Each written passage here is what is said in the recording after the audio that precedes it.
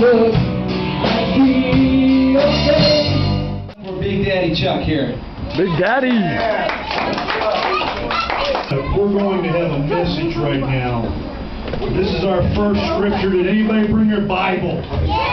1, 2, 3. I'm a kid of destiny. One more time. I'm a kid of destiny. All right. God has a perfect plan for your life. What am I going to do? But as Christians, guess what? From early on, we can find out what the plan of God is for our life. Be a prophet of God. He wants to be a prophet of God. Yeah. Wow, that's awesome. I grow up, I want to be the teacher. Wants to be a teacher. Woo! Right. Be a dancer. Dancer. Wow. That'd be cool.